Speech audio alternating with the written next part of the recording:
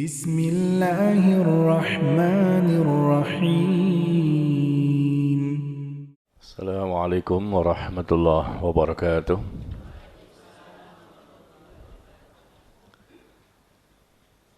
Innal hamdalillah nahmaduhu wa nasta'inuhu wa nastaghfiruh wa na'udzu billahi min shururi anfusina wa min sayyiati a'malina. Man yahdihillahu fala mudilla lahu wa man yudlil fala hadiya lahu. Asyhadu an la ilaha illallah wahdahu la syarika lah wa asyhadu anna Muhammadan abduhu wa rasuluh sallallahu alaihi wa ala alihi wasallam. Ya ayyuhalladzina amanu taqullaha haqqa tuqatih wa la tamutunna illa wa antum muslimun, amma ba'd. Jemaah sekalian, Bapak Ibu yang berbahagia, kita bersyukur kembali kepada Allah Tabaraka wa Ta'ala. Di pagi hari ini kembali kita bisa bertemu dan melaksanakan kewajiban kita sebagai seorang muslim dan muslimah untuk menghadiri majelis ilmu. Kita berada di masjid, di rumah Allah, tempat yang paling Allah cintai di muka bumi ini. Alhamdulillah kita diberikan taufik dan hidayah, digerakkan hati dan jasad kita untuk bisa hadir di masjid rumah Allah ini, dan semoga kita berharap apa yang kita lakukan ini Allah catat sebagai amal saleh yang dapat memperberat timbangan kebaikan kita nanti pada hari kiamat. Mari kita ikhlaskan niat kita, kita fokus mendengarkan kajian agar ilmu yang kita pahami ilmu yang berkah, barokah, yang mudah dipahami dan mudah diamalkan dan mudah kita pertahankan sampai datangnya kematian. Bapak Ibu, ikhwan dan akhwat, sehat semuanya? Sepertinya teman-teman kita yang lain belum hadir ya. Kemana yang lain ini? Hah? Daurah. Di mana? Di mana? Oh, iya. Dekat sini ya, ada daurah. Iya, taib. Kita mulai saja kajian kita. Al-Hadithus Sadis Ashar. Hadis yang ke-16. Ya, silakan jamaah searching di Google. Bagi yang punya handphone, tinggal ketik hadis arba'in yang ke-16. Atau mungkin sudah punya bukunya, ya, silakan dibuka. Hadis yang ke-16 dari kitab Hadis Arba'in. Hadis ini termasuk hadis yang pendek, tapi luar biasa, maknanya sangat mendalam. Mudah-mudahan kita bisa memahami dan mengamalkannya. Kita baca, An Abi Hurairah radhiyallahu anhu anna rajulan qala lin Nabi sallallahu alaihi wasallam ausini. Ya. Dari Abu Hurairah radhiyallahu anhu, dia berkata, seorang laki-laki berkata kepada Nabi sallallahu alaihi wasallam, ya, berilah aku wasiat, ausini, beri aku wasiat. Ya. Qala, maka Rasul pun sallallahu alaihi wasallam mengatakan, la taghdab. Ya, jangan engkau marah.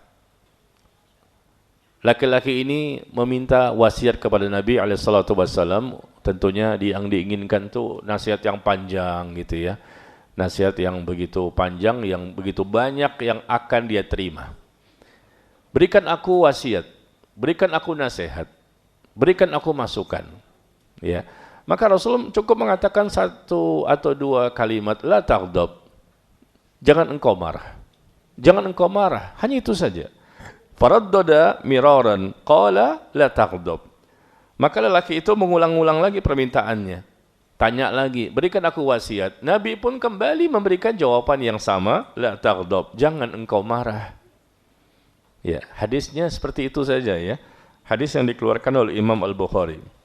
La taghdab, la taghdab, la taghdab. Jangan engkau marah, jangan engkau marah, jangan engkau marah. Di hadis lain disebutkan walakal jannah, maka engkau akan mendapatkan surga. Dengan modal tidak marah saja, ternyata ada pahala yang luar biasa. Dan bahkan dijanjikan dengan surga.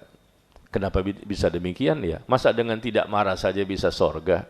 La taghdab walakal jannah. Jangan kau marah maka kamu akan mendapatkan surga. Karena marah itu merupakan pintu salah satu ya.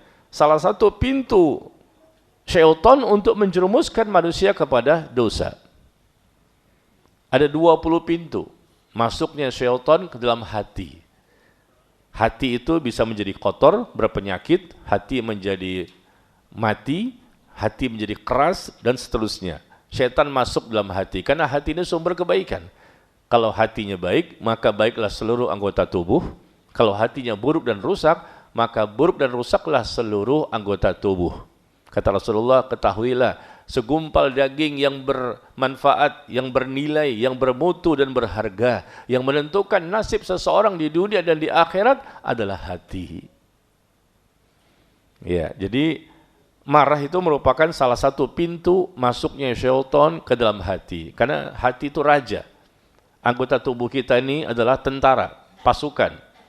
Kalau raja sudah dikuasai oleh syaitan, maka anggota tubuh kita ini gampang disuruh untuk melakukan dosa. Maka jangan sampai syaitan menguasai hati kita.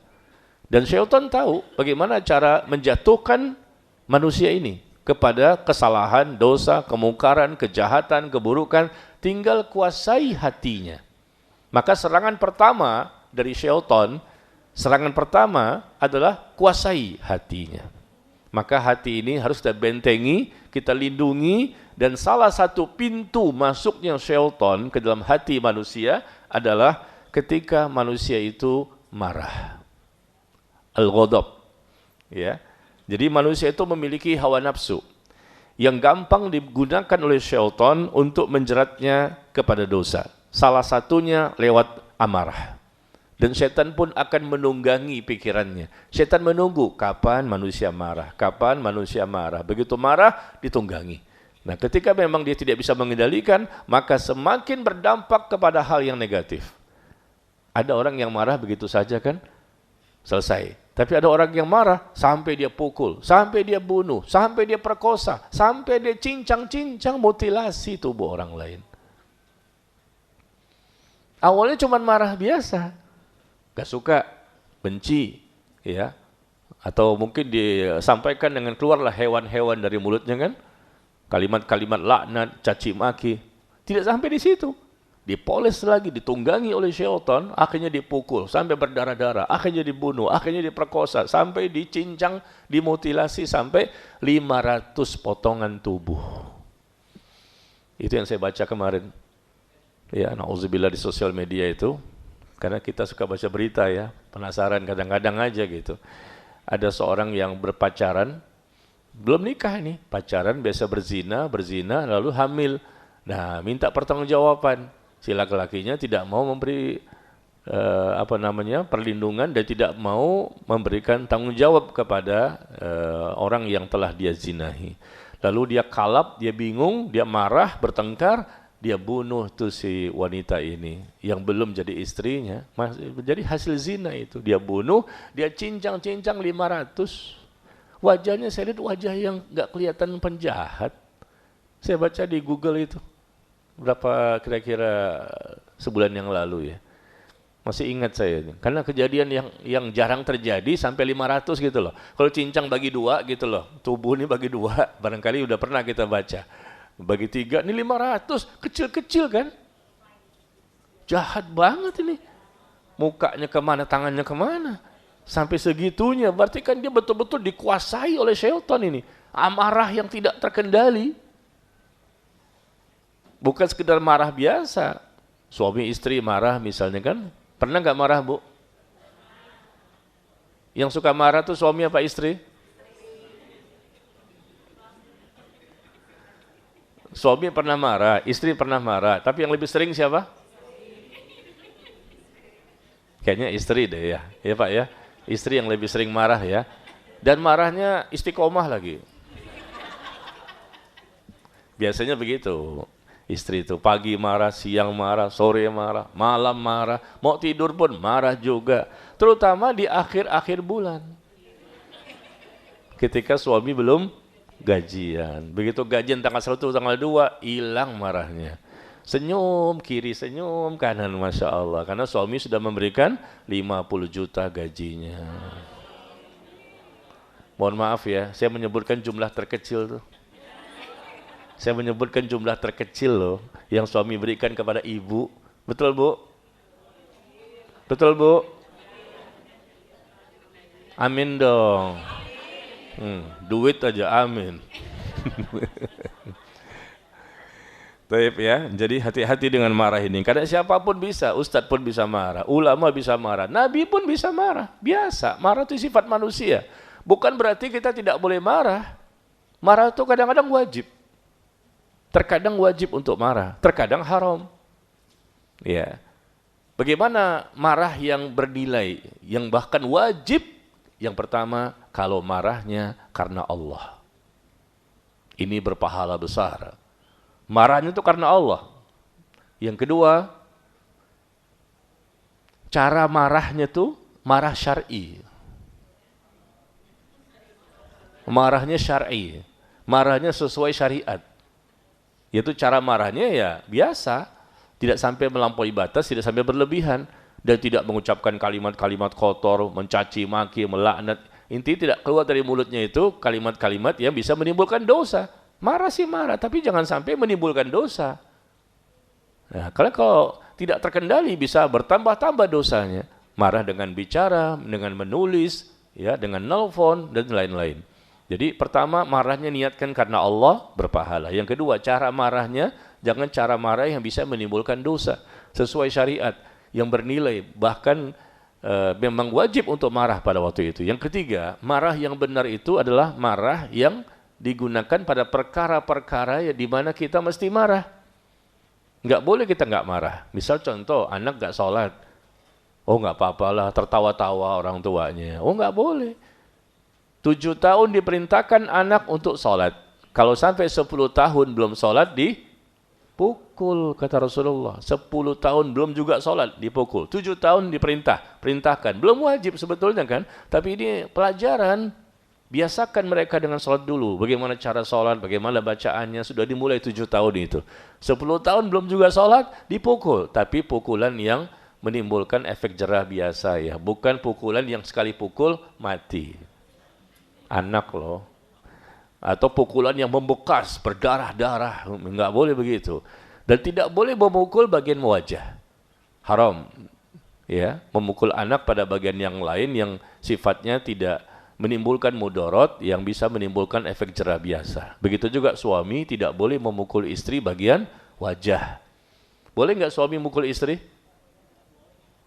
Boleh nggak suami mukul istri?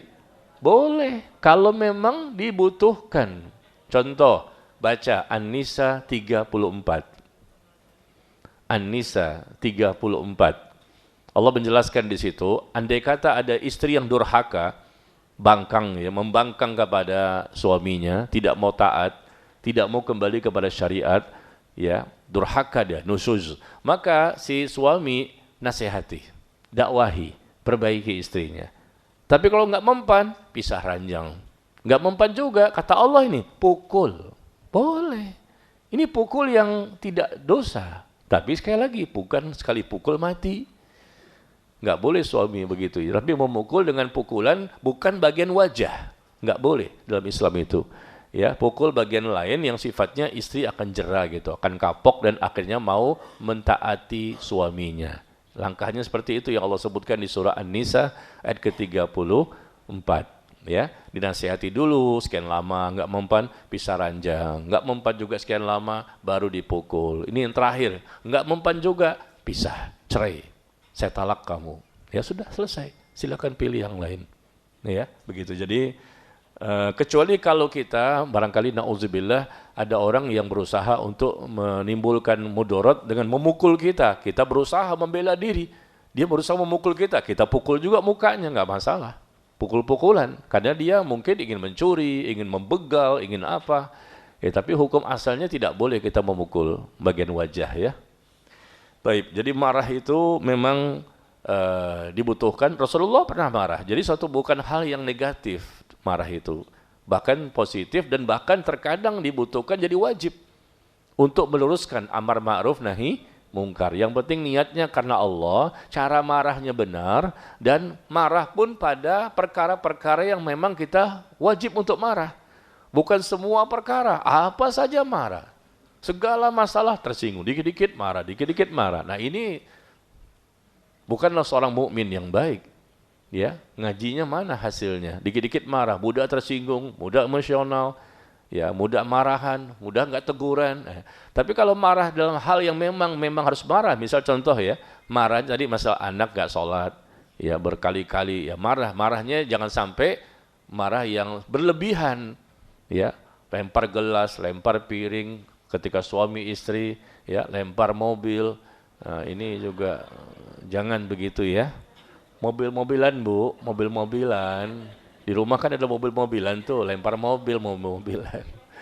Ya, baik. Jadi jangan sampai setan memanfaatkan kita, ditunggangi pikiran kita, ditusuk-tusuk hatinya, dan keluarlah kata-kata syaitan yang kasar dari mulut seseorang muslim. Dan ini tentunya tidak diperkenankan ya.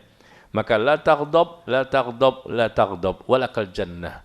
Jangan engkau marah, jangan engkau marah, jangan engkau marah, maka bagimu surga. Karena akibat dari kemarahan ini mengakibatkan kemudaratan yang sangat besar.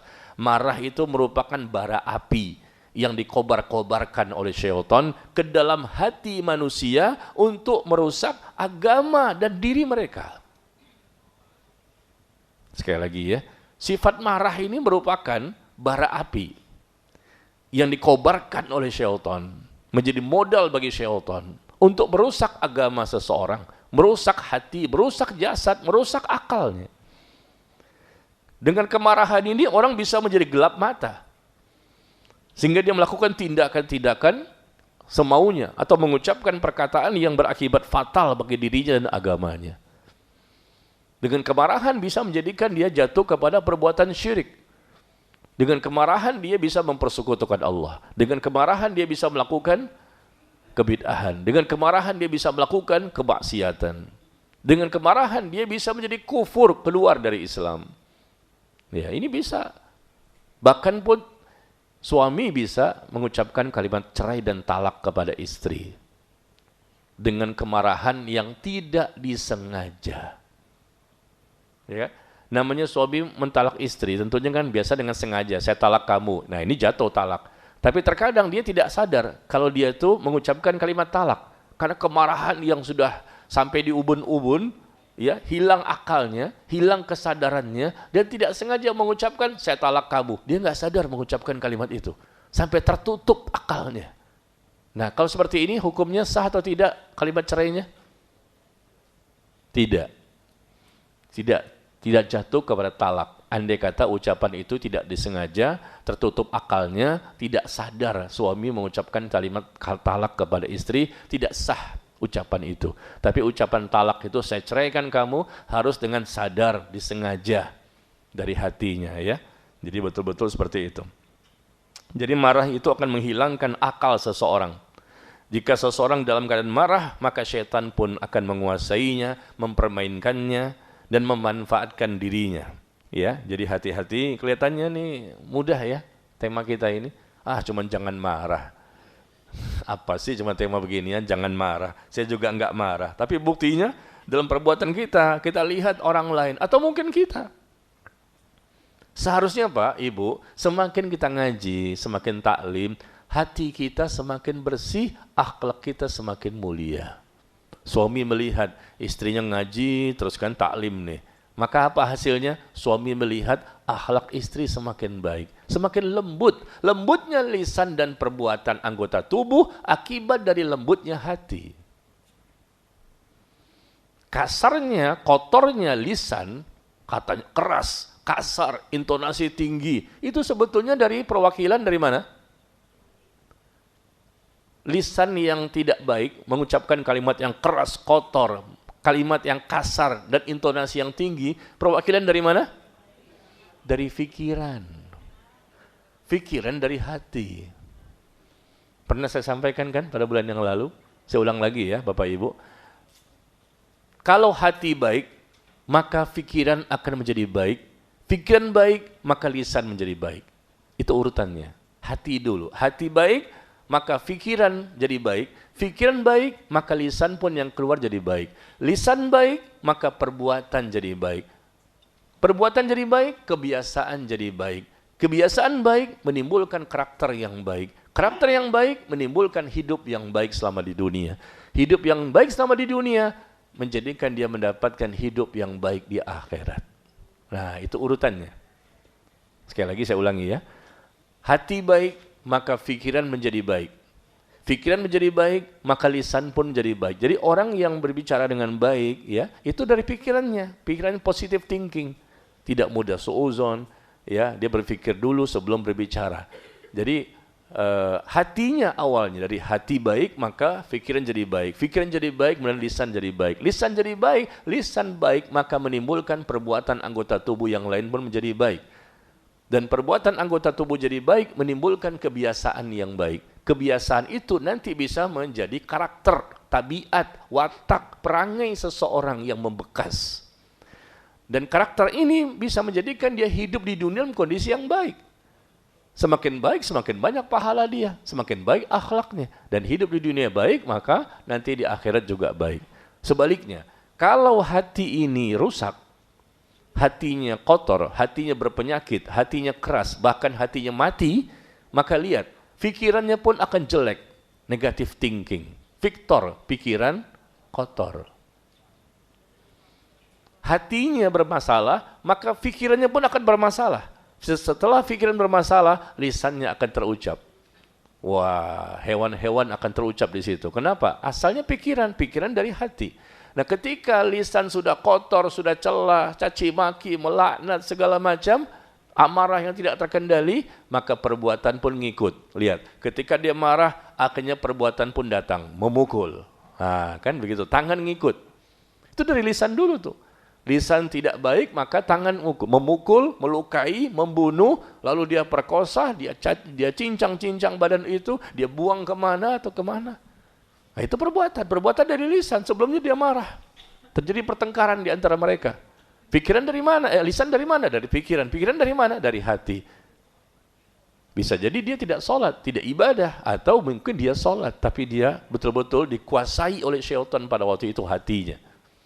Ketika perbuatan tidak baik, terlihat nanti kebiasaan dia pun jadi tidak baik. Selalu begitu. Jadi karakter akhirnya.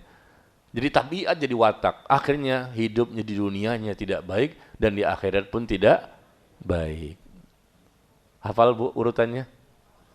Yang saya sebutkan tadi. Jadi semua apa yang kita datangi, semua datang dari mana? Dari hati. Hati awalnya. Hati baik. Ya, jadi ke pikiran baik dari lisan. Lisan nanti dampaknya kepada perbuatan menjadi kebiasaan menjadi karakter menjadi baiknya hidup seseorang di dunia, setelah itu baik di akhirat nanti. Ya, jadi memukul, menendang, membunuh dan apa saja, intinya itu biasanya dari lisan terlebih dahulu. Maka berhati-hati, la taghdab, dan kita harus gimana caranya ya? Mensiasati bagaimana kita jangan mudah amarah. Kalaupun marah berpahala. Kalaupun marah terkendali. Kalaupun marah betul-betul bermanfaat. Nah, gimana kiatnya? Kita akan bahas ya. Bagaimana kiatnya agar kita ini bisa meredam amarah. Dan orang yang bisa meredam amarah ini orang yang bertakwa. Allah sebutkan di surah Ali Imran. Ayat 133 dan 134. Ali Imran 133 dan 134. Wasari'u ila maghfiratin min rabbikum wa jannatin arduhas samawati wal ard u'iddat lil muttaqin. Bersegeralah kalian menuju ampunan dari Tuhan kalian dan mendapatkan sorga yang luasnya seluas langit dan bumi yang diperuntukkan bagi orang yang bertakwa. Siapa orang bertakwa?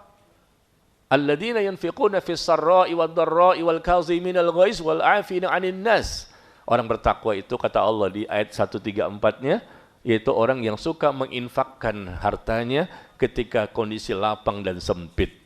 Orang bertakwa itu orang yang mudah meredam amarahnya, tidak mudah marah. Dan mereka mudah juga untuk memaafkan kesalahan manusia. Itu sifat orang bertakwa yang Allah sebutkan. Di antaranya itu, suka membantu orang lain berinfak sesuai kemampuannya dan mereka adalah orang-orang yang mudah meredam amarah, tidak gampang marah. Kalaupun marah, terpaksa mereka keluarkan itu demi kemaslahatan, ya, demi kebaikan. Dan cara marahnya pun benar, subhanallah. Dan niatnya pun benar karena Allah. Nah, itu sifat orang bertakwa. Karena orang bertakwa itu orang yang berilmu, dia beriman, dia beramal dengan benar. Baik. Sekarang coba kita lihat jamaah sekalian, bagaimana kiat-kiat untuk meredam amarah ini. 10 kiat mengobati amarah. Ada 10 kiat untuk mengobati amarah. Sebelum marah atau ketika sedang marah, lakukan ini supaya tidak kebablasan. Ya, ketika akan marah atau ketika sedang marah, mudah-mudahan kita bisa ingat nih, ada 10 kiat. Bapak Ibu bisa lihat di sosial media saya, di Telegram, sudah ada artikelnya, tidak usah dicatat. Bagi yang punya Telegram atau Instagram saya, tanggal 10 Juni. Sekarang bulan apa nih? Oktober ya. Juli, Agustus, September, Oktober. Berarti 4 bulan yang lalu. Ada artikel 4 bulan yang lalu yang saya tulis di sosial media saya, di Telegram Najmi Umar Bakar, atau di Instagram. Silakan lihat ya. Di situ ada artikel yang berjudul 10 kiat mengobati amarah. 10 kiat mengobati amarah. Mudah-mudahan bisa dilihat di Telegram ya, karena di Telegram ini lebih komplit, ada dalil-dalilnya, penjelasannya ya. Tanggal 10 Juni, 4 bulan yang lalu. Ada Bu? Pak?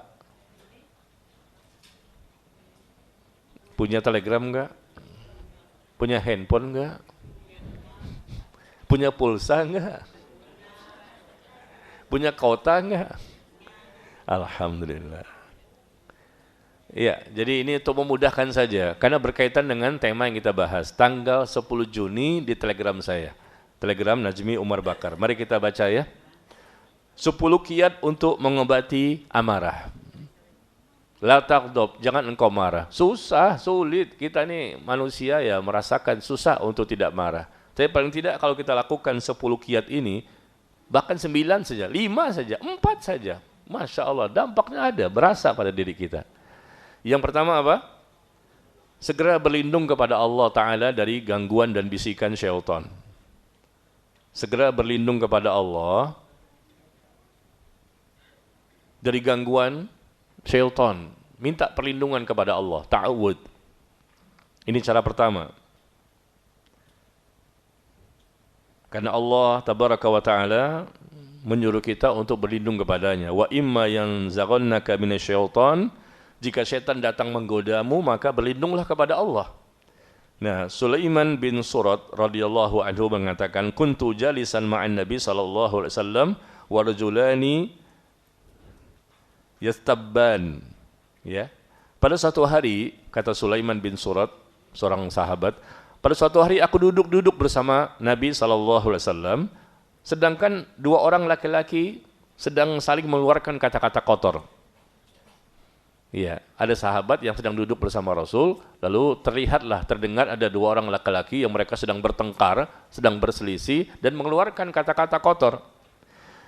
Salah seorang daripadanya telah merah mukanya, tegang pula urat lehernya, kan begitu kalau marah kan, mukanya merah dan urat leher itu pada keluar, untung nggak tembus. Sampai keluar urat lehernya, karena saking teriak-teriak begitu kan. Lalu Rasulullah SAW bersabda, nah ini, inni la'alam kalimatan law qalaha dhabaha anhu ma yajidu. Ya. Kata Nabi SAW, sesungguhnya aku tahu satu perkataan, sekiranya dibaca ucapan itu, tentu akan hilang rasa marahnya. Yaitu jika sekiranya dia mengucapkan kalimat a'udzubillahi minasyaitonir rajim. Sedang marah tuh, ya kita semua pernah marah kan? Dan mungkin akan marah lagi nanti. Baik siapa saja, suami, istri, anak, teman, ya di mana saja. Kita pas lagi akan marah, sedang marah, sama. Kita ucapkan ini, a'udzubillahi minasyaitonirrajim. Kata Rasulullah, sesungguhnya aku tahu perkataan yang sekiranya diucapkan pada waktu itu, maka akan hilang rasa marahnya. Sehingga syaitan sulit untuk menguasai hati seorang hamba, seorang manusia. Ya, jadi setan ini berusaha menunggu kapan ada peluang untuk masuk ke dalam hatinya. Modalnya itu salah satu amarah. Ada 20 modal. Sehingga menjadikan setan mudah mengganggu kita. Nah, salah satu modalnya amarah. Kapan manusia marah? Mulai dia bermain di situ, ditunggangi. Nah, kalau kita sudah ucapkan a'udzubillahi minasyaitonirrajim, insyaallah ya berdampak luar biasa, positif. Kita bisa meredam amarah, bahkan bisa menghilangkan amarah. Ya, ini cara pertama ya, yang disebutkan di hadis. Jadi ucapkan a'udzubillahi minasyaitonirrajim. Kira-kira nanti pas marah ingat nggak ini? Hah? Pas marah ingat nggak ini? Atau kita ambil mengasah golok? Mau diapain? Iya. Cara kedua adalah segera berzikir, istighfar dan bertaubat. Ketika akan marah atau sedang marah, segera berzikir, istighfar dan bertaubat. Kata Nabi SAW, dan demikianlah pada seorang hamba itu, ia tidak akan dapatkan keselamatan dari syaitan, melainkan dengan zikir kepada Allah. Di samping ta'awud tadi, kita berzikir yang lain. Ya, kita berusaha melakukan berbagai macam cara. Ya, namanya juga serangan bertubi-tubi. Maka kita juga berusaha untuk melakukan berbagai macam cara. Kita juga berdoa, ya, kita berdoa dengan ta'awud, kita juga banyak berzikir, banyak beristighfar. Dengan istighfar dan zikir dan taubat kita, maka syaitan semakin sulit untuk menjadikan marah kita kebablasan. Dan ini Rasulullah yang mengatakan. Dan kita bisa buktikan nanti. Ketika akan marah atau sedang marah, ta'awud dan segera istighfar, segera bertaubat. Ya, perbanyak zikir, kata Rasulullah, syaitan pun akan sulit untuk menggoda manusia itu. Jadi ini yang kita lakukan. Yang ketiga, segera memperkuat kesabaran. Ya, kita sudah sabar, kali ini betul-betul ujian yang berat. Maka lebih diperkuat lagi tingkat kesabaran kita. Allah berfirman di surah Ali Imran ayat ke-200. Ya ayyuhalladzina amanu sabiru wasabiru warabitu. Wahai orang-orang yang beriman, bersabarlah dan kuatkan tingkat kesabaranmu. Kuatkan tingkat kesabaran. Kita bisa bersabar, tapi kadang-kadang sabar itu semakin berkurang, semakin menurun ya, tingkat kualitas kesabaran. Disinilah ketika diuji pas marah itu, subhanallah. Kita perkuat lagi, yang sudah sabar diperkuat lagi. Kenapa? Takut kebablasan. Meskipun Bapak Ibu ya, meskipun kita marah pada marah yang benar, suami nggak kerja, di rumah aja, tidur makan tidur, nafkah tidak ada, istri boleh nggak marah? Boleh nggak marah? Wah, ijma terjadi. Ijma sepakat semua ibu-ibu di sini. Boleh Pak Ustadz, jangankan nggak kasih nafkah, yang sudah ngasih nafkah saja kami masih marah.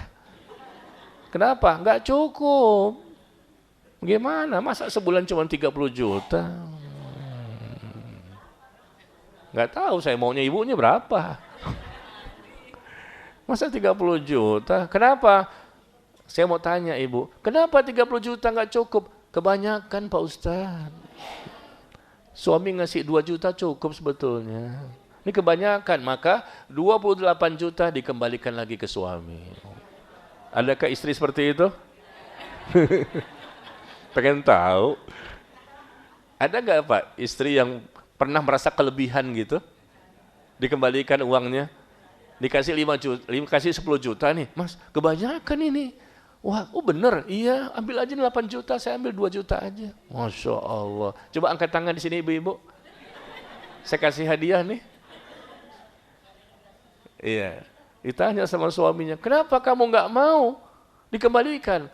Nanti kapan-kapan saya minta lagi. Oh gitu, sekarang dikembalikan. Sisanya disuruh transfer. Jadi segera memperkuat kesabaran ya, subhanallah. Ujian yang berat, termasuk ustadz siapa saja, ulama, Ini namanya kita manusia kan, kadang-kadang kita suka lalai, suka lupa, dan tidak ingat dengan kiat-kiat seperti ini. Pada hari hanya, wah coba nanti suami marah sama istrinya, istri marah sama suami, ya bahkan sampai KDRT kan, sampai KDRT dipiting, dibanting, ya Allah. Atau mungkin istri yang KDRT suaminya, karena istrinya ikut nge-gym, ya ikut suka angkat barbel, ya suaminya kecil kurus, istrinya besar tinggi, ya tinggal diputer-puter aja begini. Ya, jadi perkuat kesabaran itu ujian yang berat. Kelihatannya gampang banget ya, tapi coba pas saatnya kondisinya itu kita bisa lepas tingkat kesabaran. Nauzubillah. Yang keempat, segera diam serta tidak marah. Upayakan segera diam, meskipun mulut nih pengen ngomong, boy. Begitu pengen ngerocos gitu. Tahu Bapak Ibu ngerocos? Bawel, ngomel. Wah, ada kalau yang suka ngomel siapa nih? Suka ngomel, bawel, ya, istiqomah marahnya. Ya itu ya. Jadi segera diam. Kenapa? Ini antisipasi. Takutnya kebablasan kita gak sadar. Ada yang sadar, ada yang gak sadar. Gak sadar pun bisa keluar itu. Maka segera diam kata Rasulullah nih, ya, serta tidak amarah. Kita lihat bagaimana hadisnya. Nabi SAW mengatakan, wa idza ghadiba ahadukum falyaskut. Jika salah seorang di antara kalian marah, maka diamlah. Jika salah seorang di antara kalian marah, maka diamlah. Ya, berusaha kita diam dan mudah-mudahan ingat nih pada waktu marah. Umumnya tidak ingat. Betul enggak? Iya, di masjid sih kayaknya, wah ini bisa nih. Berarti saya bisa nih, coba nanti pulang ke rumah, habis ya piring terbang, mobil terbang. Ya, yang kelima, dianjurkan untuk segera berwudu. Ya, dianjurkan untuk segera berwudu. Rasul SAW mengajarkan kepada umatnya agar tidak menjadi orang yang salah dalam kemarahan. Dari Atiyah As-Sa'di radhiyallahu anhu berkata, Rasulullah sallallahu alaihi wasallam bersabda, "Innal ghadab minasyaiton." Sesungguhnya amarah itu berasal dari syaitan, dan setan diciptakan dari api. Api akan padam dengan air. Apabila salah seorang dari kalian marah, hendaknya dia berwudu. Tuh. Sesungguhnya amarah itu berasal dari syaitan. Syaitan yang mengompori, ya, kipas-kipas, provokator nih. Ayo marah, pukul dia, bunuh dia, provokator. Dia bisikin doang tuh sebetulnya, membisikkan, tapi karena marah tidak terkendali, masuklah dia ke dalam hati. Setelah masuk di hati, dikuasai hati seseorang, akhirnya dia bisa memerintahkan hati, menggerakkan tangan, pukul dia. Hati berbicara, dikuasai hati, gerakkan tangan, bunuh dia, cincang dia, buang dia ke laut. Karena hati sudah dikuasai. Na'udzubillah. Maka segera mengambil air wudhu ketika akan marah atau sedang marah. Masya Allah ya. Rasul sudah mengamalkan ini, maka beliau orang yang paling baik akhlaknya. Dan beliau pernah marah, tapi marah-marah yang memang marah sesuai syariat, tidak berlebihan, dan marahnya pun pada memang perkara-perkara yang mesti marah. Karena marahnya karena Allah. Marahnya ketika syariat Allah diinjak-injak. Ketika syariat Allah dijadikan mainan, senda gurau. Rasulullah marah itu. Nah, kita juga begitu seharusnya. Baik ya, jadi ini mengambil air wudhu supaya kita bisa meredam amarah atau bisa menghilangkan amarah itu sendiri. Karena syaitan itu diciptakan dari api dan api akan padam dengan air. Yang keenam, bersegera merubah posisi. Apabila marahnya ketika itu sedang berdiri, maka hendaknya duduk. Dan jika marahnya dalam posisi duduk, maka hendaknya berbaring. Ya, ini poin ke-6 ya. Sekali lagi saya infokan kepada Bapak dan Ibu, ikhwan dan akhwat yang barangkali baru hadir. Artikel ini ada di sosial media saya, di Telegram Najmi Umar Bakar, tanggal 10 Juni, ya, 4 bulan yang lalu. Silakan dilihat. Jadi yang keenam, kiat agar bisa meredam atau menghilangkan atau mengobati amarah adalah bersegera merubah posisi. Apabila kita marah dalam kondisi berdiri, segera duduk. Masya Allah Bu, Bapak efektif banget memang. Saya sudah membuktikan itu. Ketika berdiri lagi marah, kita sudah duduk. Ketika duduk masih juga marah, wah, kita coba berbaring. Subhanallah. Ya, apabila salah seorang dari kalian marah, kata Rasulullah, saat berdiri maka hendaknya dia duduk. Andai kata belum pergi juga amarahnya, maka hendaknya dia pun berbaring. Rasul yang mengajarkan ini. Rasul sayang sama umatnya. Rasul inginkan umatnya tidak menjadi orang yang banyak dosanya. Kalaupun dia berdosa tapi nggak banyak, bisa nggak kita tidak punya dosa? Tidak mungkin kan? Ya, kita manusia bukan malaikat. Tapi Rasul inginkan kalaupun berdosa cuma dosa kecil, dan semakin hari dosa kecilnya semakin sedikit. Itu saja maksimal yang bisa kita lakukan. Kalau betul-betul yang sedikit ini pun tergugurkan semua tinggal nol, caranya bertaubat dengan taubat nasuha. Selesai, bersih sama sekali. Ya. Jadi kita lakukan ini ya, merubah posisi. Tapi kalau kita marahnya berdiri terus, dikhawatirkan ya, berdiri terus akhirnya tidak terkendali amarah. Kemudian yang ketujuh memberikan hak pada badan untuk beristirahat. Memberikan hak pada badan untuk beristirahat, karena biasanya orang yang kelelahan itu, capek dia, letih, lelah, lebih mudah untuk marah. Ini survei membuktikan, kita lagi capek, letih, lelah, pulang dari perjalanan misalnya, ya itu gampang tuh, tinggal colek dikit aja, langsung tensinya naik. Ya, orang yang suka marah-marah nih biasanya tensinya tinggi tuh, tensi darahnya tinggi ya, 160, 170, 180, bahkan 200, habis itu stroke.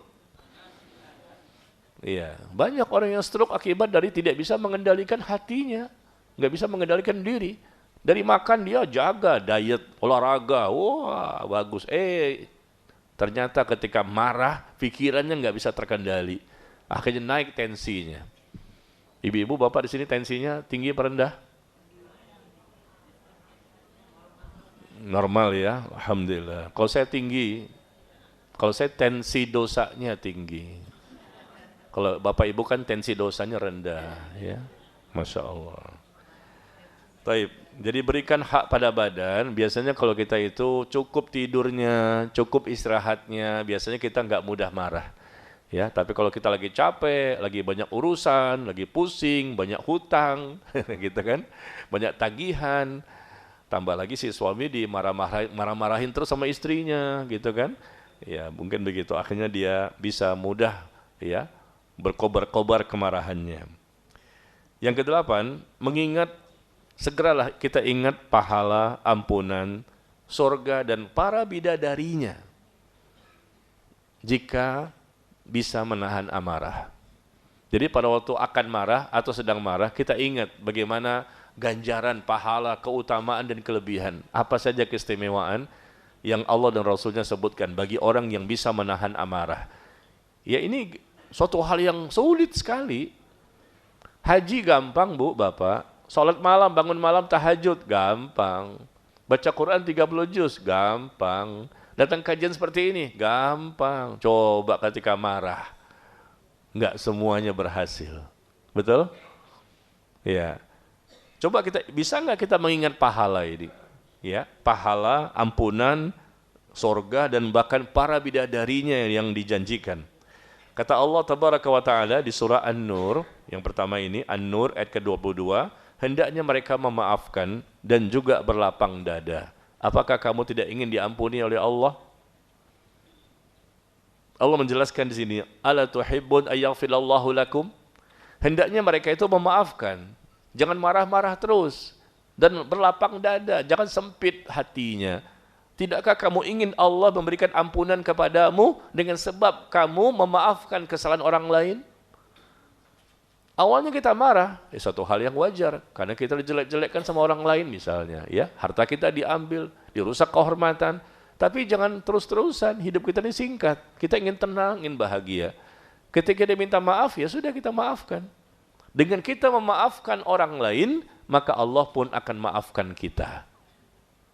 Bapak Ibu, kadang istighfar kita nih bisa jadi nggak diterima oleh Allah. Taubat kita mungkin nggak diterima oleh Allah. Karena istighfar taubat kita main-main. Tapi ada cara lain rupanya Allah menggugurkan dosa-dosa kita. Kapan? dengan kita memaafkan kesalahan orang lain, maka Allah pun akan mengampuni dosa-dosa kita. Ini ayatnya. An-Nur ayat ke-22. Ala tuhibbun ayaghfirallahu lakum. Maafkan mereka, lapang dadalah kalian. Tidakkah kamu ingin mendapatkan ampunan dari Allah dengan sebab kamu memaafkan mereka? Ya, ini suatu keutamaan ya kalau kita memaafkan. Tapi kalau kita tidak mau memaafkan, saya akan tuntut dia nanti di akhirat. Wah, gitu kan? Saya tidak akan maafkan dia. Itu pun boleh. Hak kita. Karena kita ingin Allah tegakkan hukuman kepada orang yang telah menzalimi kita. Tapi kalaupun kita memaafkan, maka itu lebih baik. Ya. Yang berikutnya di sini, la taghdab kata Rasulullah, walakal jannah. Jangan engkau marah dan bagimu surga.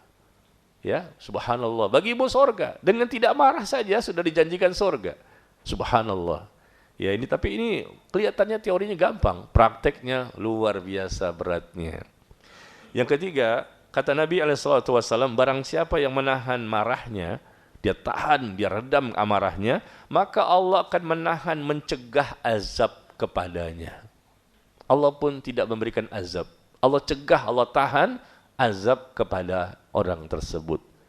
Coba kita ingat-ingatkan seperti ini, bisa mudah-mudahan bisa menjadikan kita bisa meminimalisir, ya, memperbaiki hati dan anggota tubuh kita.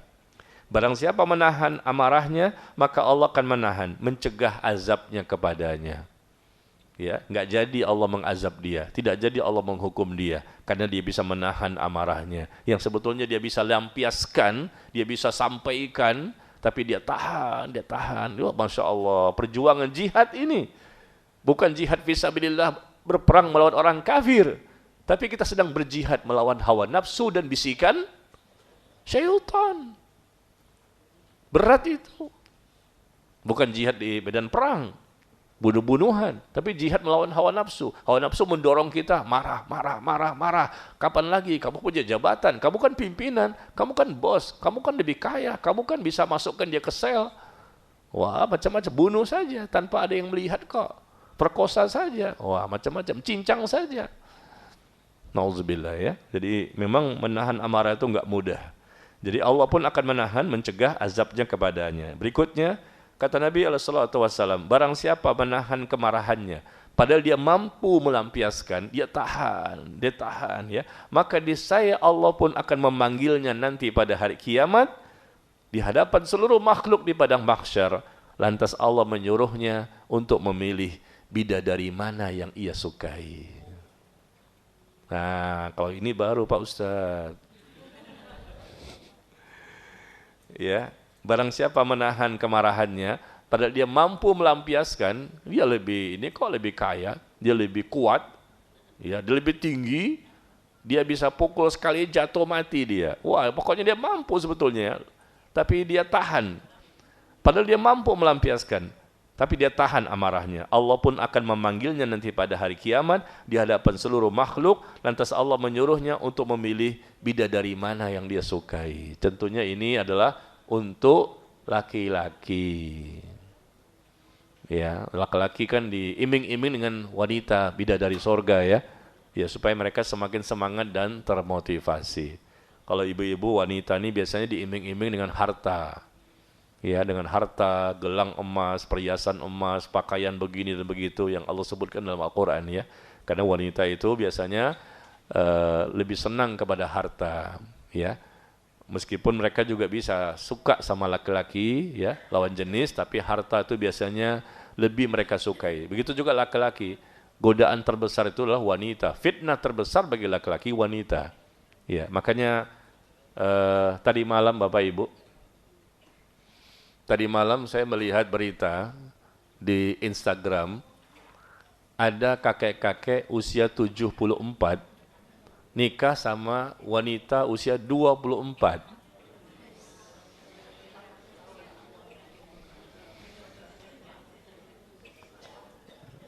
Di daerah Pacitan, Jawa Timur.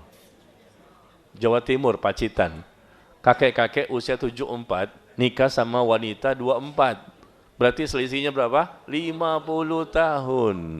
Keren. Bisa ditiru tuh, Pak? Bapak Ibu tahu berapa maharnya? Hah? Kok tahu?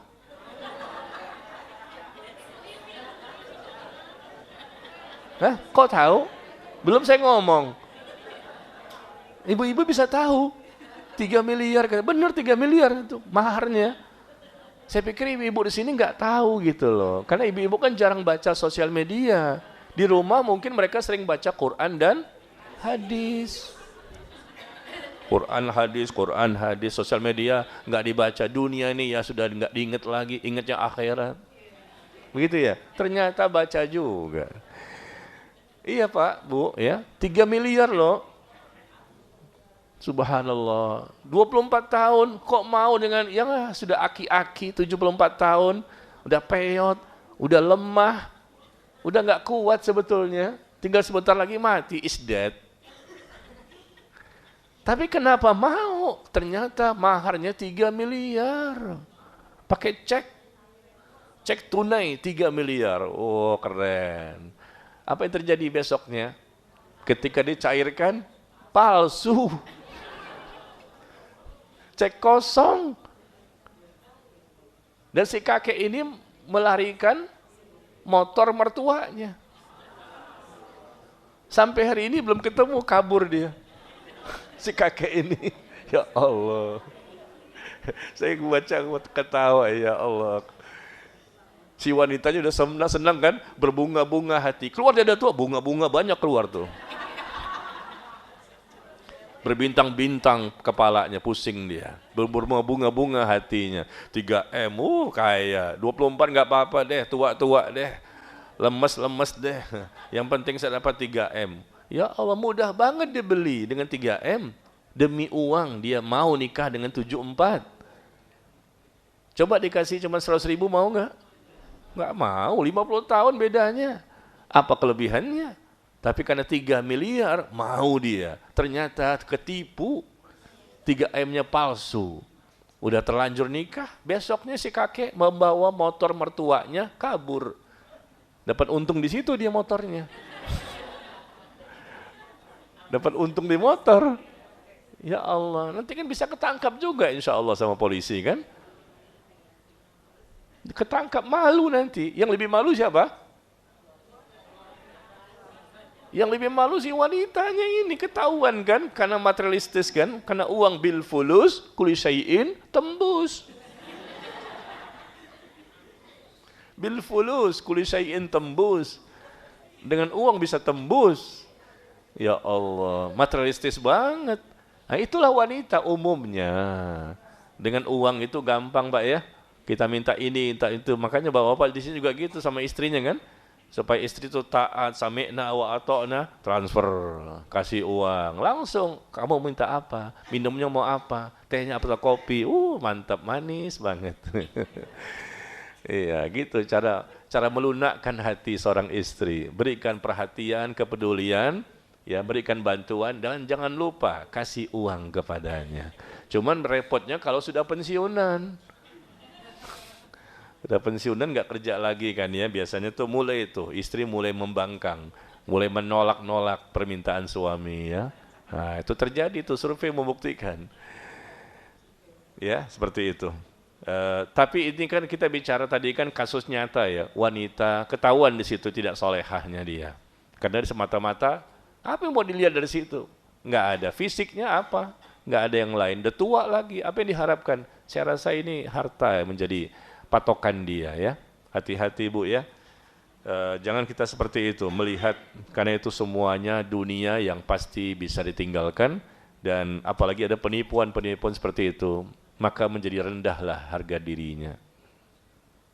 Tapi sekali lagi ini wanita yang tidak soleha. Kalau ibu-ibu di sini sih soleha semua. Kayaknya soleha semua, dan ternyata benar solehah ya. Kemudian berikutnya, barang siapa kata Rasulullah meninggalkan amarahnya, Allah pun akan menutup aibnya. Barang siapa menahan amarahnya, padahal ia mampu melakukannya, niscaya Allah akan memenuhi hatinya dengan rasa aman pada hari kiamat. Kita punya aib enggak? Kita punya dosa enggak? punya banyak banget aib-aib orang yang tidak tahu. Kalau Allah bongkar, malu besar kita ini. Ya, Allah bongkar nanti di akhirat. Makanya kita taubat selama di dunia dan kita minta sama Allah menutup. Allah mastur aurati wa amin rawati. Ya Allah, tutuplah aib-aibku dan berikan rasa aman kepada aku. Itu zikir pagi petang yang kita baca setiap hari. Habis subuh, habis asar. Allahumma inni as'aluka al-'afwa wal 'afiyah fid dunya wal akhirah. Allahumma inni as'aluka al-'afwa wal 'afiyah fi dini wa dunyaya wa ahli wa mali. Allahumma astur aurati wa amin rawati. Allahumma ihfazni min baini yadayya wa min khalfi wa an yamini wa an shimali wa min fawqi wa a'udzu bi 'azamatika an ughtala min tahti. Hafal semua ya? Alhamdulillah. Ini Masya Allah artinya luar biasa. Kita minta dilindungi. Depan, belakang, kanan, kiri, atas, bawah. Semua dilindungi sama Allah. Minta perlindungan. Dan kita minta Allah mastur aurati. Ya Allah, tutuplah aib-aibku. Ini kan doa ya. Nah, salah satu cara yang lain agar kita tertutup aib kita. Karena kalau ketahuan kan malu. Di dunia malu, di akhirat nanti dibongkar semua. Nah, salah satunya di sini sebutkan barang siapa meninggalkan amarahnya, Allah pun akan menutupi aibnya. Baik, inilah di poin ke-8 ya. Kiat untuk meredam amarah atau mengobati amarah. Dengan mengingat pahala, ampunan, sorga dan para bidadarinya yang dijanjikan. Ini luar biasa ya. Kemudian yang ke-9. Semuanya ada 10 ya. Yang ke-9, kiat untuk mengobati amarah, yaitu dengan mengingat-ingat akibat jelek dari amarah yang dilakukan. Apa akibat jeleknya? Tadi kan akibat positif, kalau kita bisa meredam amarah. Sekarang akibat negatifnya. Dengan kemarahan, seseorang itu bisa menjadi gelap mata, sehingga dia bisa menghalalkan segala macam cara, melakukan tindakan, mengucapkan perkataan yang berakibat buruk bagi diri dan agamanya. Dan kemarahan ini sering menyeret kepada perkara haram. Seperti dia mudah mencaci, dia akan menghina, dia akan menuduh-nuduh, dia berkata keji, dia membunuh dan lain-lain. Maka Nabi SAW memberikan terapinya. Lihat terapinya ini, dan tidak semua orang bisa melakukannya ini. Kecuali Allah, ya siapa yang Allah pilih ya. Jika ada seseorang yang menghinamu dan mempermalukanmu dengan sesuatu yang dia telah ketahui ada padamu, maka jangan engkau membalasnya dengan sesuatu yang engkau mengetahui ada padanya. Akibat buruk biarlah dia yang menanggungnya. Bisa nggak begini? Dia menghina kita, mempermalukan kita, dia bongkar aib kita, ya. Maka kata Rasulullah, jangan engkau membalasnya. Meskipun kita tahu, dia tahu aib kita, dosa kita cuma 3, kita tahu dosa dia 20. Wah, habis dia kalau saya bongkar aib dia. Lebih malu dia dibandingkan saya. Kita balas dia, kita hancurkan dia. Berarti sama-sama syaitan. Ya. Syaitan melawan syaitan. Kata Rasulullah, jangan membalas perbuatannya dengan sesuatu yang engkau tahu tentang dirinya. Kita tahu aib dia, kesalahan dia, dosa dia. Ya, ini enggak boleh. Kita boleh klarifikasi, menjelaskan kalau memang kita benar, kita klarifikasi. Yang benar bukan seperti itu. Kita boleh membela diri. Ya, bukan berarti kita diam saja. Enggak. Kalau memang itu salah, kita katakan kita itu salah. Kayak saya tidak melakukan itu. Saya tidak berbuat seperti itu. Boleh. Tapi kalau memang itu benar, ya kita istighfar, minta ampun sama Allah. Ya, kita juga sampaikan kepada dia, kenapa antum bongkar aib saya? Itu kan enggak bagus. Meskipun itu benar. Ya kita istighfar, minta ampun kepada Allah. Tetapi kalau memang itu salah, kita boleh klarifikasi. Ya, taib. Jadi tapi kita juga jangan membalas. Idfa' billati hiya ahsan fa idzal ladzi bainaka wa bainahu adawatun ka'annahu waliyyun hamim. Tolaklah keburukan dengan kebaikan. Yang awalnya kamu sedang bermusuhan dengan dia, tiba-tiba menjadi teman yang setia. Ini Islam loh. Satu-satunya agama yang luar biasa. Karena memang Islam dari Allah, bukan dari manusia. Ketika terjadi perselisihan, pertengkaran, permusuhan, kebencian, kata Allah, tolak keburukan dengan kebaikan. Tiba-tiba berubah dia sama kita. Berikan uang, berikan makanan, berikan bingkisan, berikan sesuatu untuk meluluhkan hatinya. Kita tidak membalas dengan balasan yang buruk juga, sebagaimana yang dia lakukan. Tiba-tiba dia merasa waduh ini orang saya jelek-jelekkan, saya bongkar aibnya, kok jadi begini sama saya, jadi berbuat baik. Subhanallah, akhirnya dia minta maaf dan dia pun jadi teman kita yang setia. Itu yang Allah sebutkan di surah Fussilat ayat ke-34. Ya, di surah Fussilat surah ketiga, surah ke-41, di surah ke-41 ayat yang ke-34. Ya, coba dilihat ya. Surah Fussilat surah ke-41 ayat ke-34. Biasanya kita umumnya lupa dengan ayat ini. Biasanya kita akan membalas. Dia bongkar aib saya pun akan bongkar aib dia. Wah, kan begitu, bongkar-bongkaran.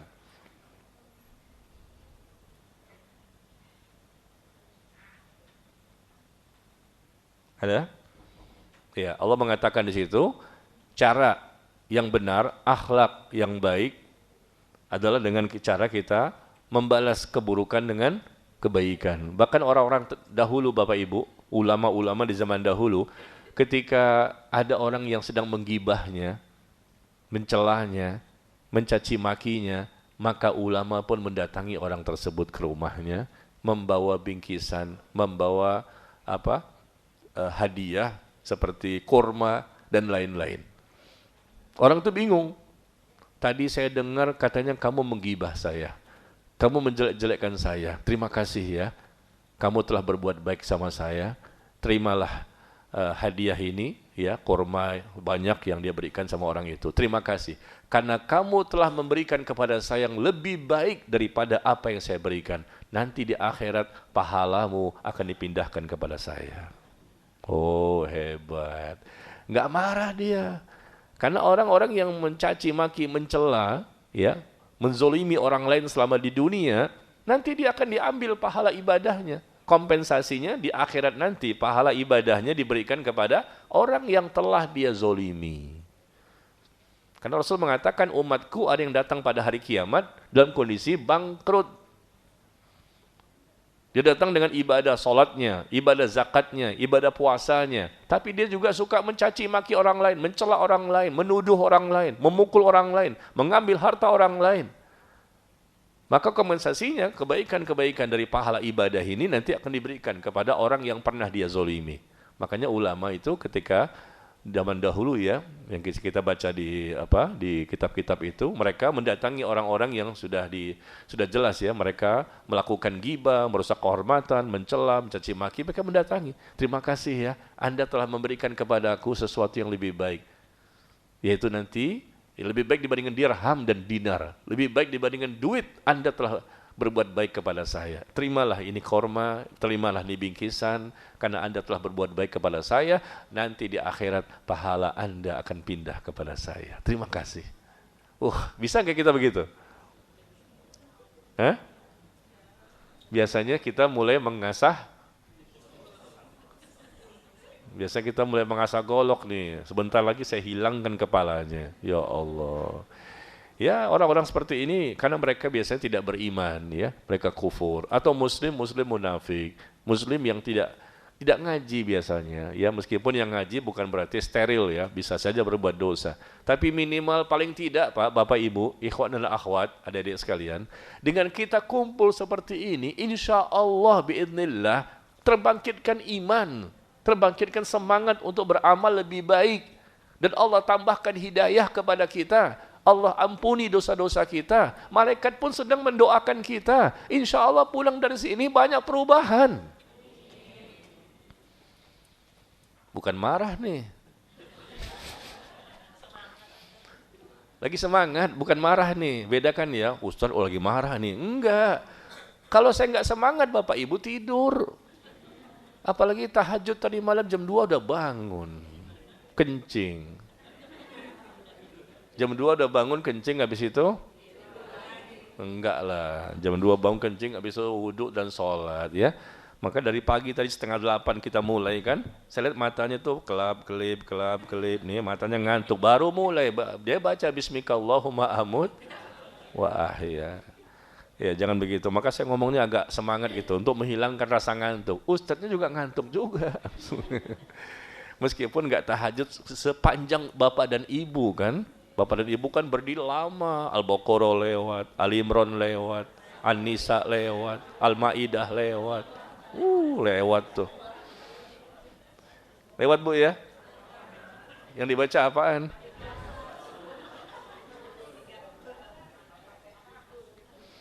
Baik. Yang terakhir ya, yang ke-10. Kita baca di sini, kiat untuk mengobati amarah. La taghdab walakal jannah. Jangan engkau marah, ya. Kata Rasulullah sallallahu alaihi wasallam. Caranya yang ke-10, mengingat akan kisah-kisah orang saleh yang dapat menahan amarahnya. Kita ingat ketika akan marah atau sedang marah. Ya ini insya Allah terapi yang bagus sekali. Kita ingat bagaimana Rasulullah mudah menahan amarah. Kisah-kisahnya itu loh.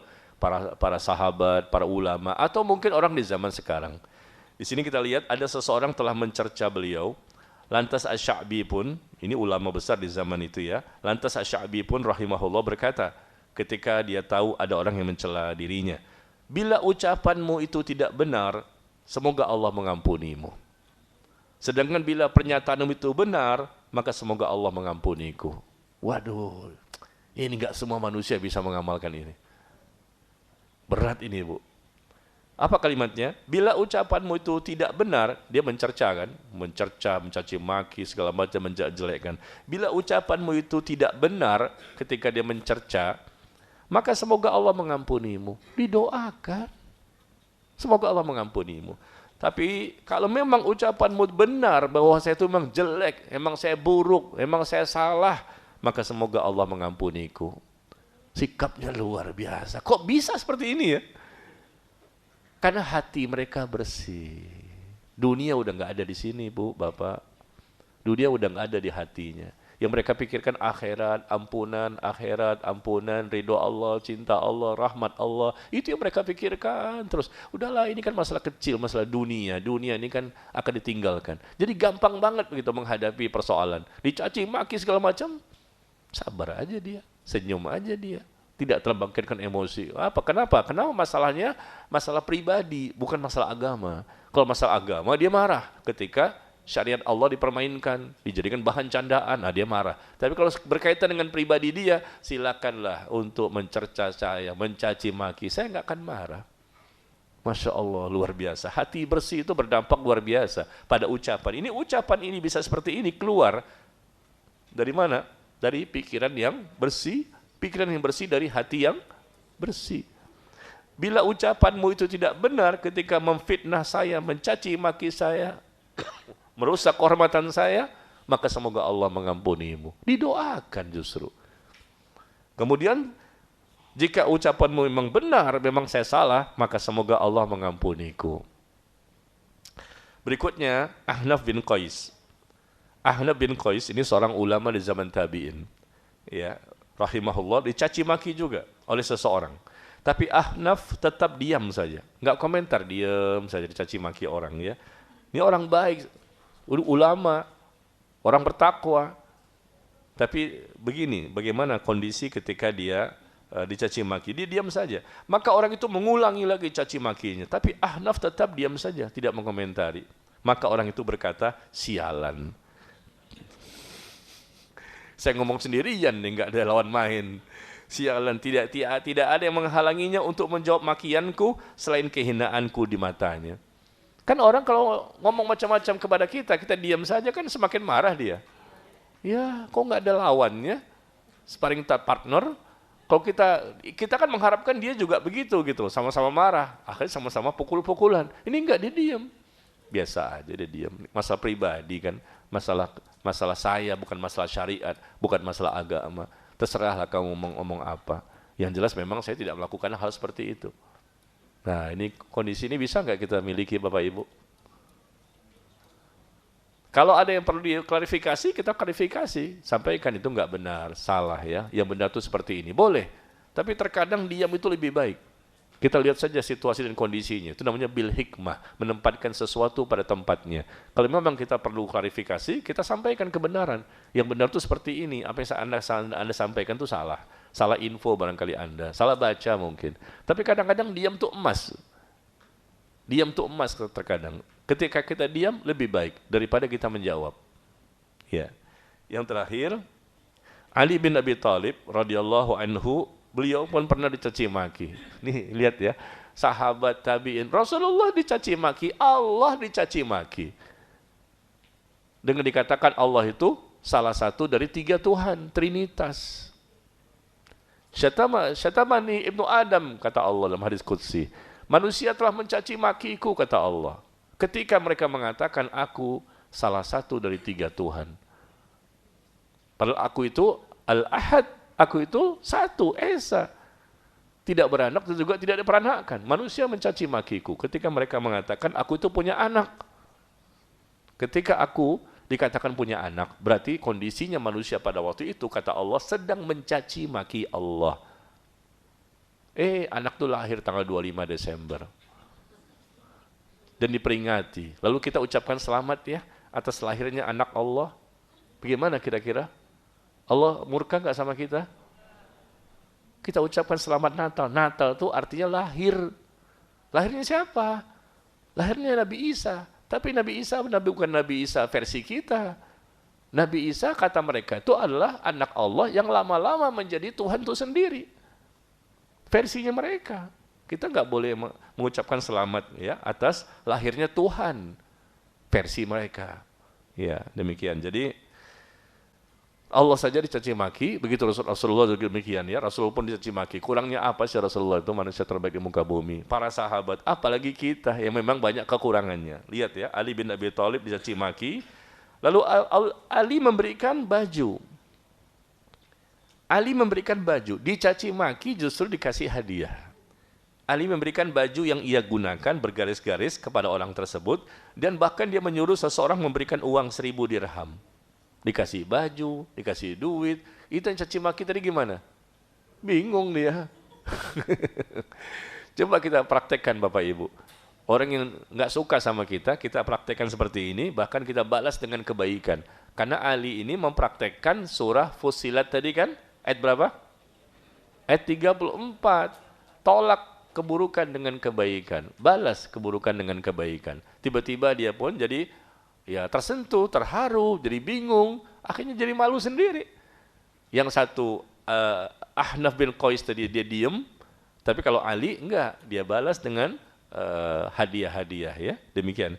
Inilah 10 poin yang saya ketahui, kita tulis ya di tanggal 10 Juni. Silakan Bapak Ibu, ikhwan dan akhwat dibaca kembali dan kalau bisa disimpan ya pada arsip ya, pada tempat tertentu yang bisa kita baca selalu, dan atau kalau bisa di-share kembali kepada teman-teman yang lain agar kita bisa mendapatkan pahala jariah.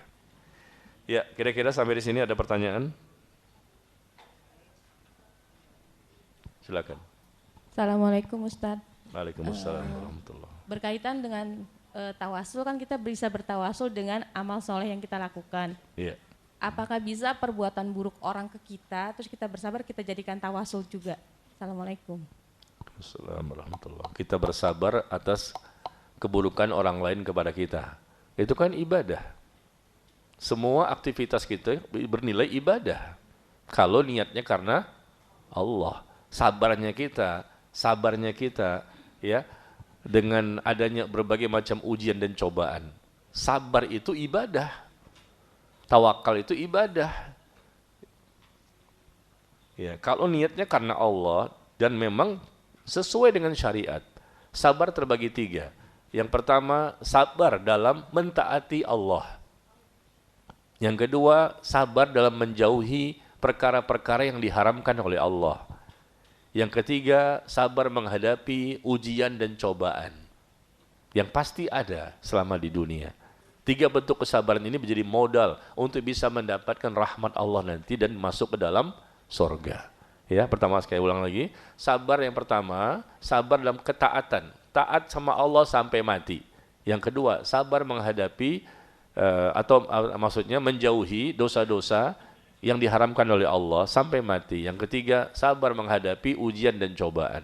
Ya. Jadi ketika tadi Ibu katakan bagaimana kalau saya bersabar atas adanya orang yang mencela saya, mencaci maki saya, merusak kehormatan saya, bisa nggak jadi tawasul ketika kita berdoa, bertawasul dengan amal soleh.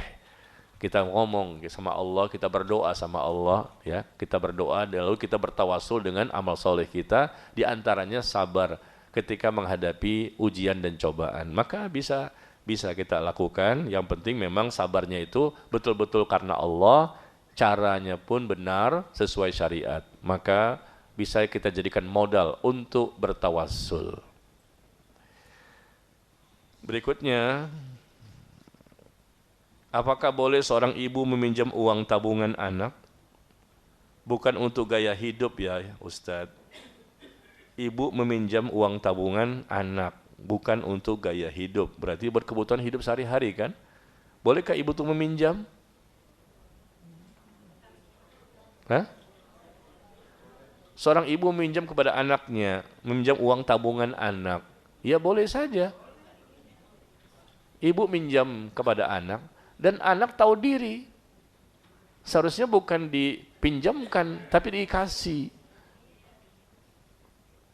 Ini kan buat kebutuhan hidup sehari-hari, saya rasa ini. Bukan, karena disebutkan bukan untuk gaya hidup. Berarti buat kebutuhan. Dia ada tabungan. Wajib bagi anak untuk memberikan itu. Wajib bagi dia untuk memberikan bantuan kepada orang tuanya. Ya, orang tua pun kalimatnya kan meminjam, nggak enak sama anak kan. Pinjam dong nak, nanti ibu kembalikan. Nah, uangnya banyak sebetulnya kan, buktinya ada tabungan. Nah, tabungan ini hendaknya dia berikan kepada, ya kan nggak semuanya mungkin. Ibu itu sesuai dengan kebutuhan hidup sehari-hari untuk makan, untuk minum, ya. Ya, maka berikanlah bantuan dan jangan dikembalikan. Ibu lagi yang minjem. Bapak saja nggak dikembalikan, apalagi ibu. Kenapa? Ibumu, 3 kali. Ibu itu lebih berjasa. Lebih banyak perjuangan dan pengorbanannya untuk anak. Dan ibu itu tidak bisa dibalas. Ya, jasa kebaikannya sampai mati nggak bisa dibalas. Sebanyak apapun nggak bisa dibalas. Ya, maka jangan hitung-hitungan. Anak jangan bakhil, kedekut, koret, medit, kikir, dan bakhil. Ya, kepada orang tuanya. Allah akan berikan ganti yang lebih baik, barokahnya dan pahala sangat besar. Kemudian Pak Ustadz titipan pertanyaan dari teman, maka saya titip lagi jawabannya.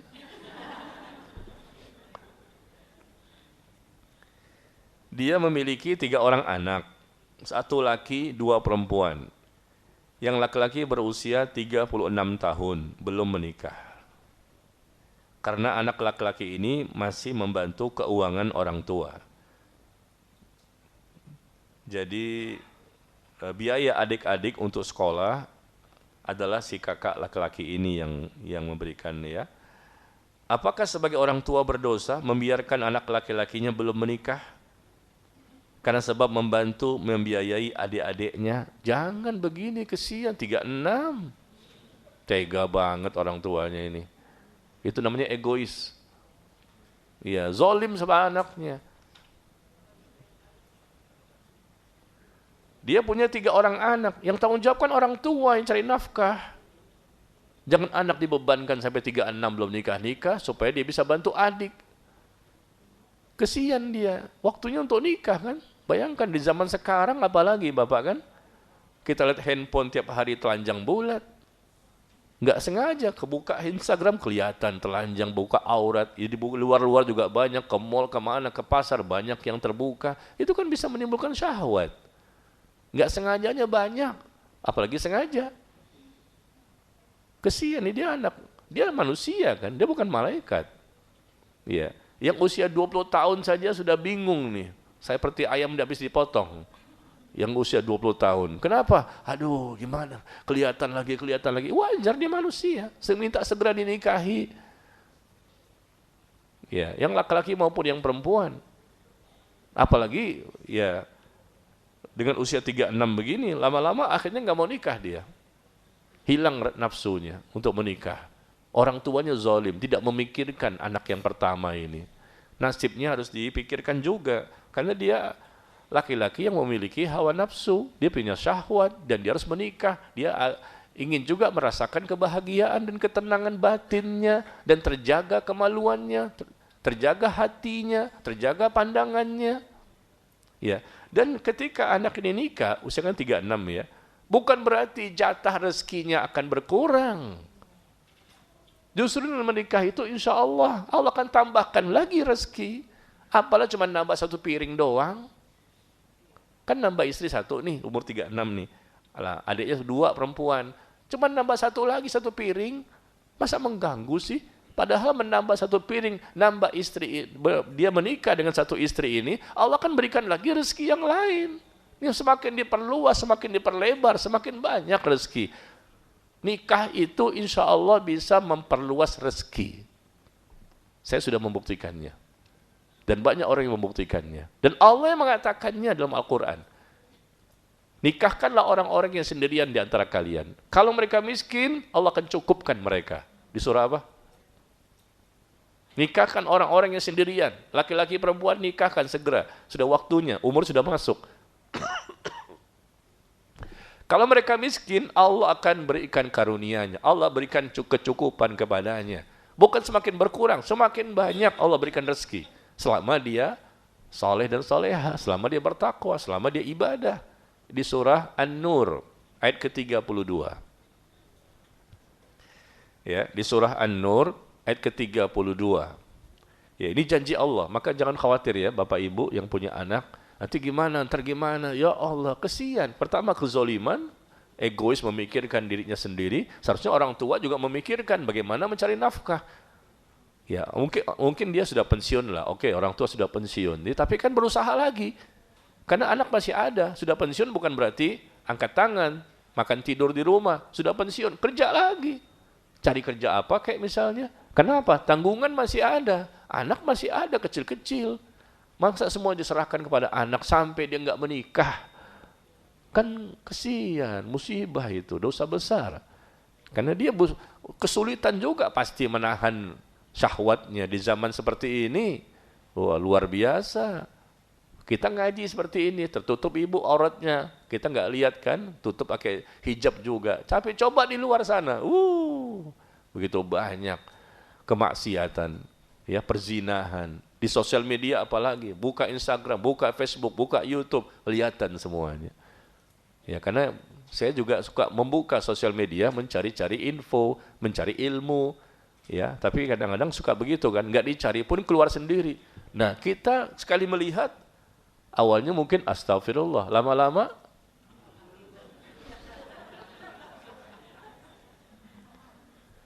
sudah punya istri di rumah, tapi tetap saja tergoda. Kok bisa? Nggak boleh dong, Anda kan ustadz. Loh, saya kan bukan malaikat. Ya nggak normal, kecuali kalau orang gila. ODGJ mungkin nggak terpengaruh tuh. Hilang pikun ya, mungkin nggak terpengaruh, syahwatnya udah nggak ada barangkali. Tapi kalau kita normal, ya bisa tergoda.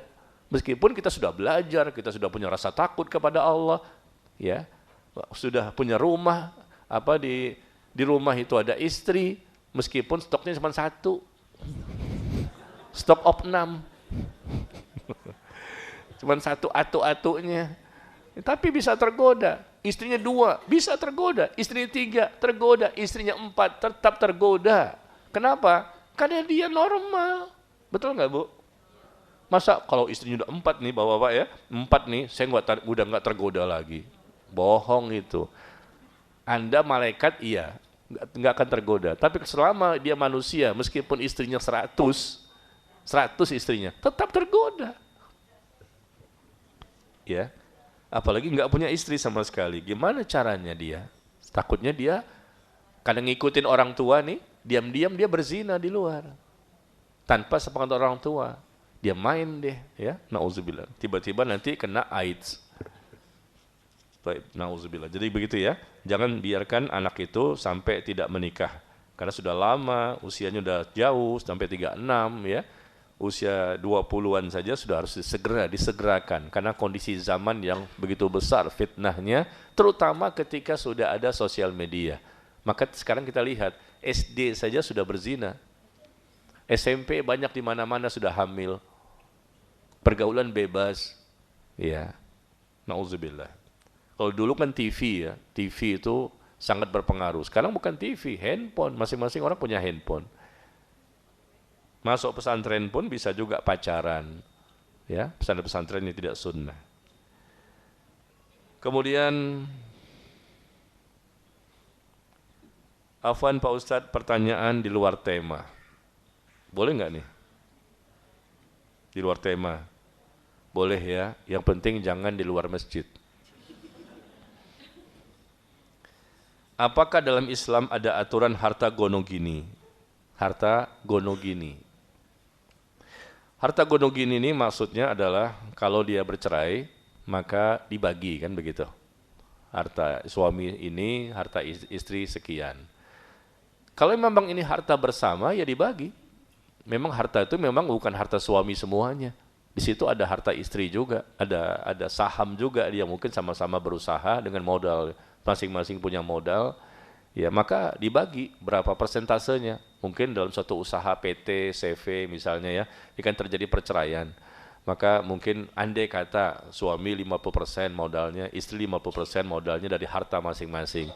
Lalu mereka bercerai, lalu PT ini pun akhirnya bubar dan dibagilah semuanya aset-asetnya. Maka dibagi 50% suami, 50% istri. Itu harta gonogini yang benar. Karena memang harta istri ada di situ, sama-sama berusaha dengan suaminya.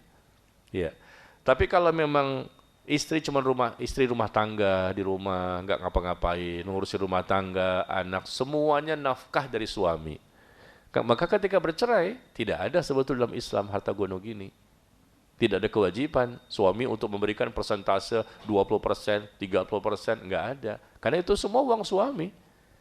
Ya, tapi harta yang sudah diberikan sebagai hadiah kepada istri ketika mereka masih berumah tangga diberikan sebagai hadiah, itu berarti milik istri. Ya, barangkali suaminya pernah ngasih mobil, pernah ngasih rumah, ya sudah itu milik istri semuanya. Ya, itu jadi milik istri ketika mereka bercerai. Tapi kalau memang semuanya hasil dari suami yang memang itu di luar yang dia hadiahkan, maka tidak mesti dibagi secara hukum agama ya. Cuman kadang-kadang hukum negara berbeda. Ketika di pengadilan itu kadang-kadang ada ketetapan-ketetapan dari hakim secara hukum negara. Tapi secara hukum agama sebetulnya nggak ada ketetapan untuk bagi gonogini. Karena itu harta suami semua, istri nggak punya harta sama sekali. Begitu cerai, nol dia. Memang kesian, tapi hendaknya suami memberikanlah harta berapa kayak ya kepada istrinya. Nanti hakim yang akan menyuruh dia untuk memberikan mut'ah. Ya, memberikan mut'ah itu memberikan harta kepada istri, karena istri memang tidak punya harta sama sekali, diceraikan dalam kondisi tidak punya harta. Ya. Tapi andai kata tadi saya katakan mereka punya usaha bersama misalnya, ya di situ ada sahamnya istri dari uang sendiri misalnya, maka ketika gonogini ya dibagi sesuai dengan persentase modal yang telah mereka berikan. Jam 9 ya. Yang terakhir nih, apakah termasuk hibah? Apakah termasuk hibah kalau saya mengatakan si fulan baca Qur'annya lancar? Hibah, gibah. Tulisannya hibah. Saya kan belum baca bawahnya. Nanya aja salah.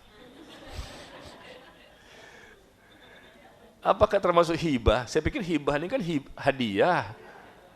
Tapi bawahnya apakah termasuk hibah kalau saya mengatakan si fulan baca Qur'annya lancar, tapi tidak menuruti makhraj hurufnya dan tajwidnya tidak benar, seperti panjang pendeknya, tajwidnya, idghamnya, semuanya dibaca rata, sama semuanya. Tanpa hukum-hukum tajwid. Berarti gibah maksudnya ini.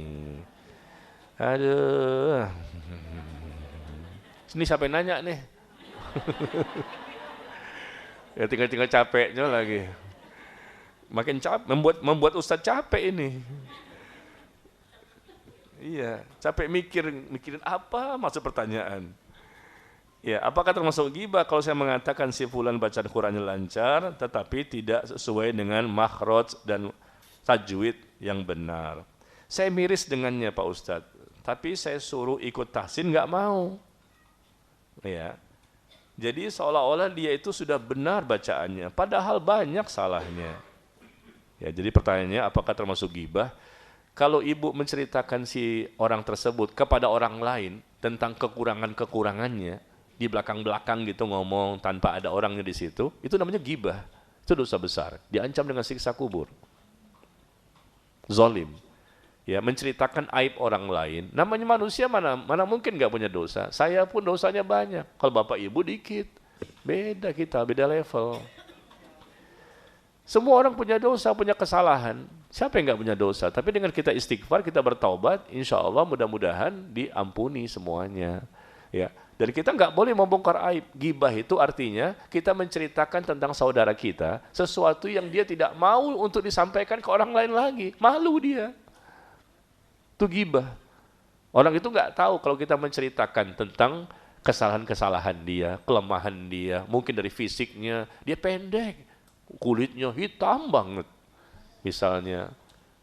Macam-macam ya, mungkin dari sisi warna kulit lah, mungkin dari sisi rumahnya kecil banget, nggak enak rumahnya. Saya pun pernah digibahi juga oleh jamaah saya.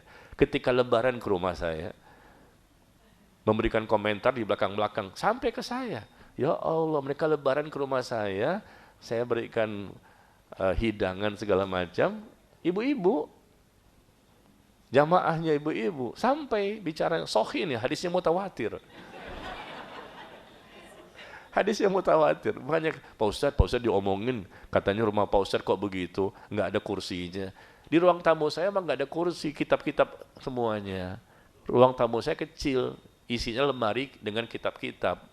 Kitab hadis, kitab para ulama. Memang rumahnya nggak ada tempat lain untuk menaruh kitab. Disitulah lemari-lemari saya, lemari buku saya. Di ruang tamu nggak ada kursi, bahkan saya hamparkan karpet. Duduk di karpet lah mereka semua. Pulang-pulang dikomentari lupa sampai ke saya. Pak Ustadz rumahnya nggak ada kursi, begini-begini. Dijelek-jelek, itu kan menjelekkan namanya. Nggak boleh.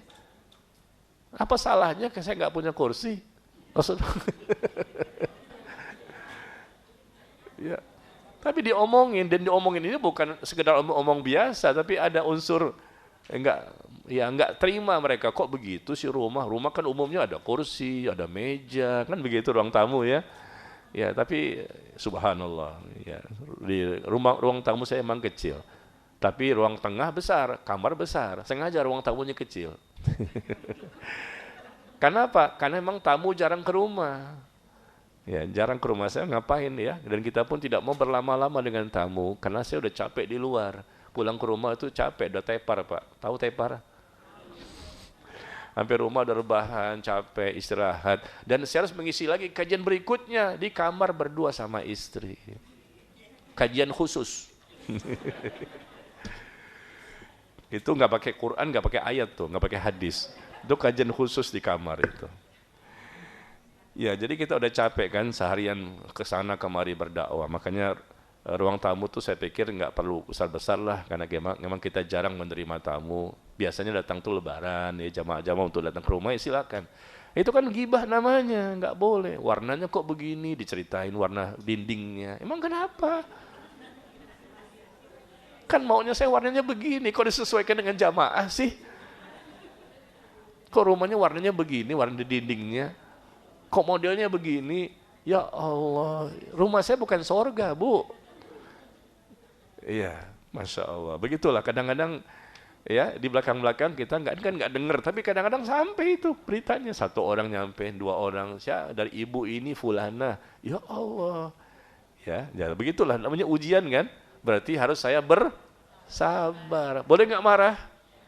Boleh nggak marah? Jangan marah, kita udah pelajari tadi kan. Ini namanya ujian, jangan marah ya. Itu ya, kesian saja mereka menjadi berdosa.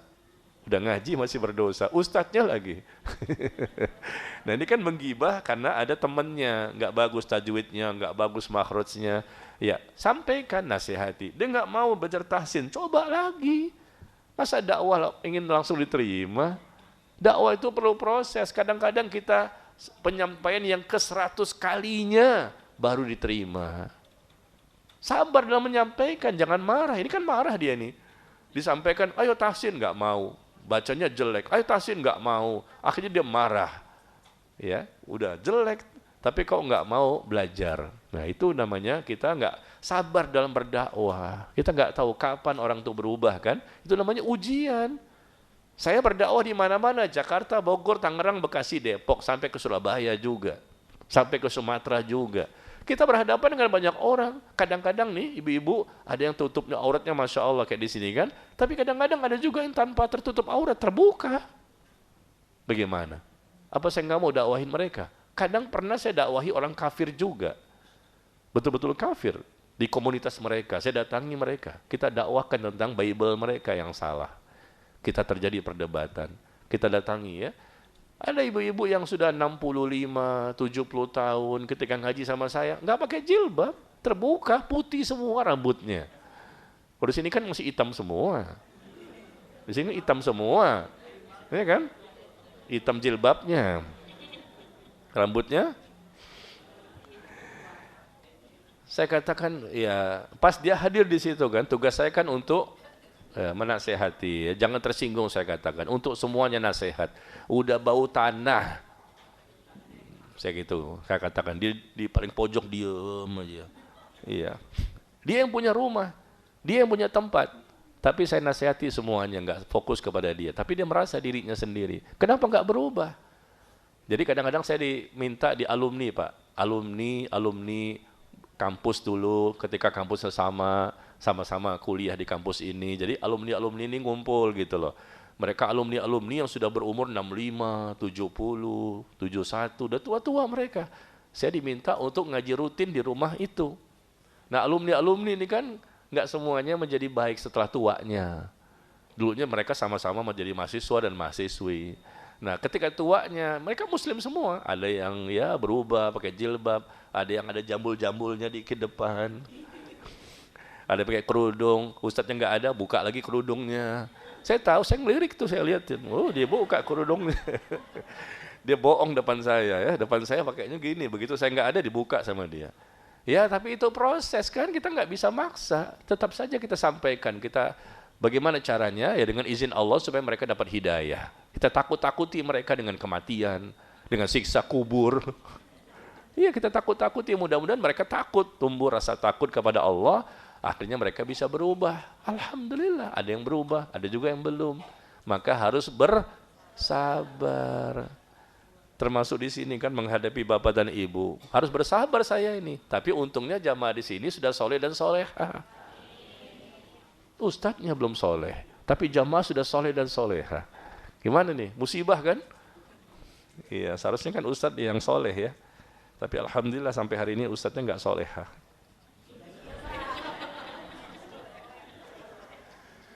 Baik, sampai di sini pertemuan kita. Wallahu taala a'lam bissawab. Semoga bermanfaat ya. Ilmu kita barokah, kita mudah memahami dan mudah mengamalkannya. Wassallallahu ala nabiyina Muhammad walhamdulillahirabbil alamin. Subhanakallahumma wa bihamdika asyhadu an la ilaha illa anta astaghfiruka wa atubu ilaik. Wassalamualaikum warahmatullahi wabarakatuh.